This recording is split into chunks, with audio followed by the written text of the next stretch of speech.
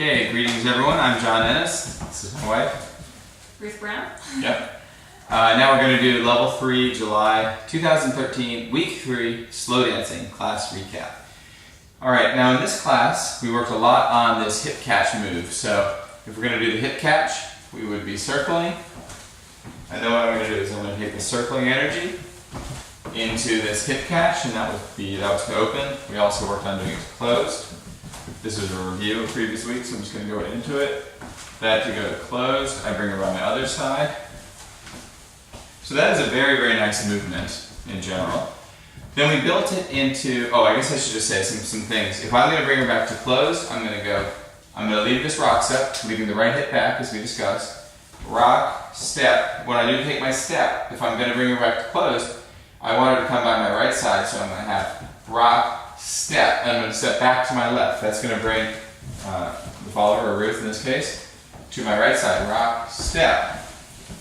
We're going to connect. That's really nice. Remember, I have to try to connect as early as possible, so when Ruth is coming around, I'm trying to connect on 3, right here on the seam, and then I'm going to let my hand slide along her back, give her space by lowering my arm for her arm, and then I'm going to come back together on 4. So that's going to be like this. 1, 2, 3, 4, 5, 6. And I take my time, even though we're connected on the right side. We're not touching, but we're starting to be connected again on 4. We're not really back together until 5 or even as late as 6. We need to just take our time. There's no reason to rush it. So, cool. You're going to open. I'm now going to take my rock step to my right, so that Ruth will come by my left side. And then she just spirals open. And so we played around a little bit with taking this energy, letting the follower just spiral open, and then we play with that and go back to closed, or maybe stay in open.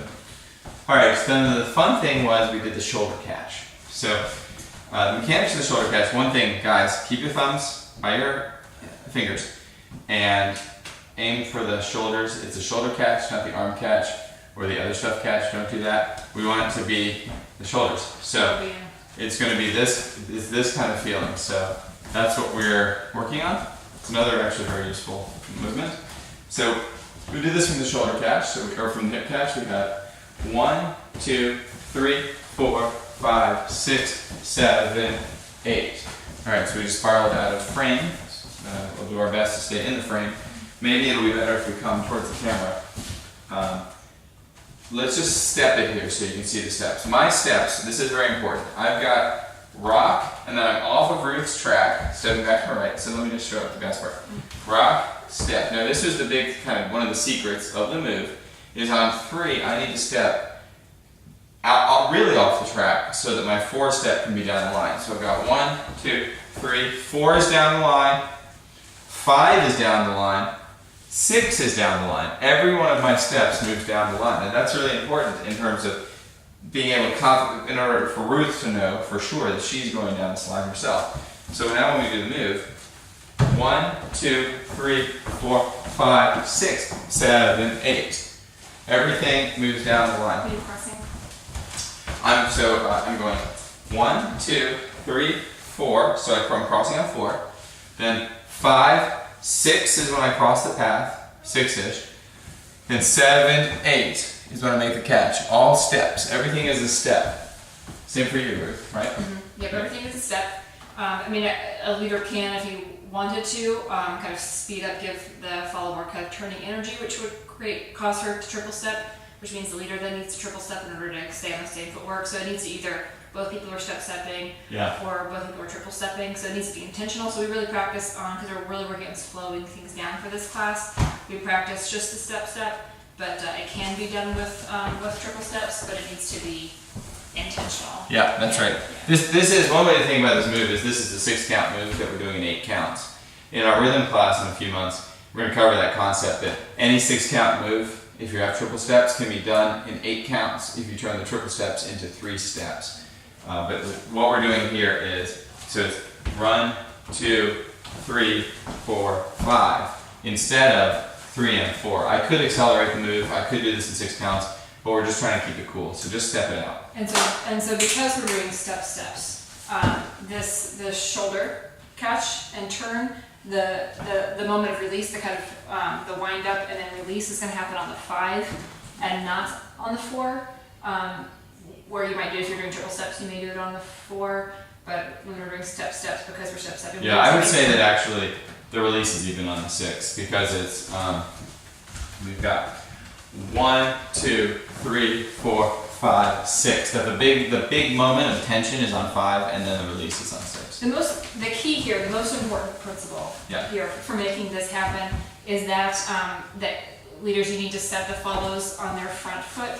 That if you try to turn them while their weight is on their back foot, then they're going to end up turning the other way, and it's going to become a mess. But if you make sure that the follow's weight is forward on her forward foot, when you do the turn, then she'll be able to turn down. And guys, that gets back to why every one of our steps needs to go down the line. Because if my steps are all down the line, bump, bump, shoot, bump, bump, bump, then that's going to get Ruth to continue. That will make her take the steps that she's talking about. Whereas if I'm vague, if I'm hanging back, and I'm not really down the line, then that's where she's going to come back into it, which is actually cool. I'm going to do that. Yeah, that's nice actually. But that's a different move, so we want it to go that way.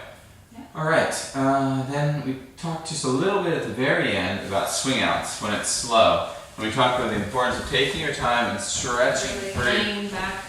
Dancing through your whole body, open it up, stretch it, instead of dancing twice as fast as the music. You may choose to dance faster for a short period of time for an effect. You can also do 6 count swing outs by stepping. You could go 1, 2, 3, 4, 5, 6. You could do that kind of thing. We'll talk about that in our rhythm class. Let me leave that a little more clearly. 1, 2, 3, 4, 5, 6. That you may want to do that kind of thing to mess around, but if you're going to do an 8 count swing out with triple steps, 1, 2, 3, and 4, 5, 6, 7, 8. Stretch it. Yeah, so we're really talking about really stretching, really milking those feet, and really taking your time, and that's what makes it really nice with the slow dancing. Yeah, we talked about one last thing, which is circling on a circle. So we're going to go. If we're going to be circling on, instead of on a line, we're going to circle on a circle. If we are turning clockwise, we want to imagine a counterclockwise circle that's about 4 feet in diameter and try to track it. So we're working on that a little bit. Okay, that's it. Thank you for coming. We look forward to seeing everyone in the 20s Charleston class. We're going to work on all kinds of cool stuff in level 3 for 20s Charleston. 20s Charleston is a very rich dance in its own right. It's not just like a little piece of Lindy hop. It is actually its own dance, which is really cool. And then we'll also do the animal dancing, such as the famous squirrel.